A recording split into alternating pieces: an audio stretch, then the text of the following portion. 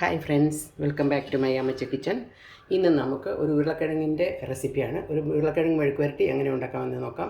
അതിന് വേണ്ടിയിട്ട് ഞാനിവിടെ ഒരു 3 ഉരുളക്കിഴങ്ങ് എടുത്തിട്ടുണ്ട്. അത് നന്നായിട്ടൊന്ന് പീൽ ചെയ്ത് കട്ട് ചെയ്തിട്ട് വരാം. കട്ട് ചെയ്ത് വെള്ളത്തിലേക്ക് ഇടണം. ഇത് കട്ട് ചെയ്തിട്ട് വരാം. എണ്ണ ചൂടായി. എണ്ണയിലേക്ക് കടുക് നന്നായിട്ട് പൊട്ടി വന്നിട്ടുണ്ട്. ഇനി നമുക്ക് ഫ്ലെയിം അല്പം ഒന്ന് കുറച്ച് വെച്ചിട്ട് ഒരു 3 വത്തൽമുളക് അതിലേക്ക് മുറിച്ചിട്ട് കൊടുക്കാം.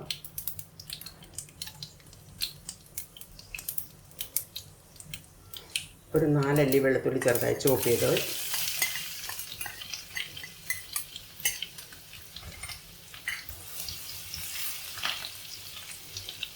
പച്ചക്കറിവേപ്പില,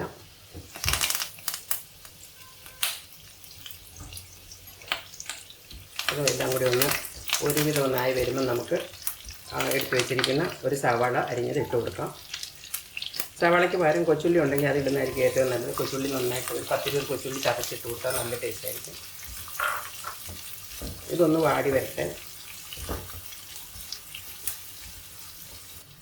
ഉള്ളി ഒന്ന് ഗോൾഡൻ ബ്രൗൺ ആകുന്ന വരെ, ഗോൾഡൻ ബ്രൗൺ തന്നെ ആകണ്ട, ഒന്ന് വഴന്ന് കളർ ചേഞ്ച് ചെയ്യുന്ന ഭാഗമാകുമ്പോൾ നമുക്ക് ബാക്കി സാധനങ്ങൾ ചേർത്ത് കൊടുക്കാം. ഈ വിധത്തിൽ പൊട്ടറ്റോ മെഴുക്ക് വരട്ടി ഉണ്ടാക്കിയാൽ നമുക്ക് ചോറിനും ചപ്പാത്തിക്കും ഒക്കെ നല്ല ടേസ്റ്റ് ആയിരിക്കും.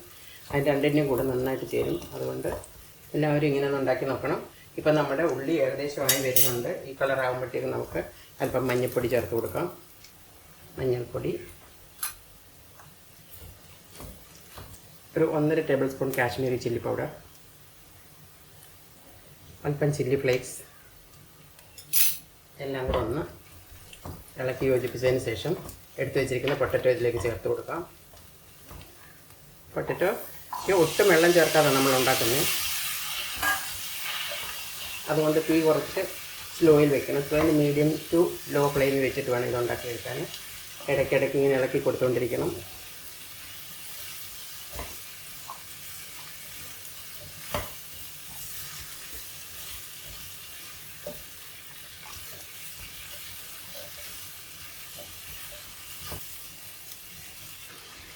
ആവശ്യത്തിന് ഉപ്പും കൂടി ചേർത്ത് നമുക്ക് നന്നായിട്ട് ഇളക്കി യോജിപ്പിച്ച് അടച്ചു വയ്ക്കാം.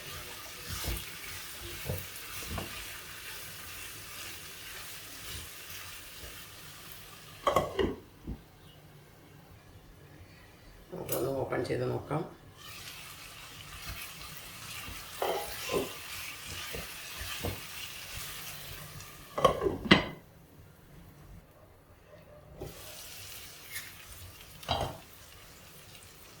നമ്മൾ ഇടയ്ക്കിടയ്ക്ക് ഇളക്കി കൊടുക്കണം, അല്ലെങ്കിൽ അടിക്ക് പിടിക്കും. കാരണം നമ്മൾ വെള്ളമൊന്നും ചേർത്തിട്ടില്ലല്ലോ. അതുകൊണ്ട് ഇടയ്ക്കിടയ്ക്ക് ഒരു 2 മിനിറ്റൊക്കെ ആകുമ്പോഴത്തേക്ക് ഇങ്ങനെ ഇളക്കി കൊടുക്കണം. ഏകദേശം വേവായി വരുന്നുണ്ട്.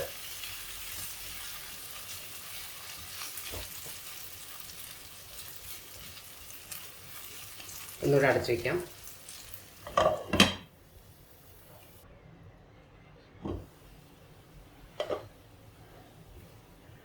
ആയിട്ടുണ്ട്, സൂപ്പറായിട്ട് വന്നിട്ടുണ്ട്.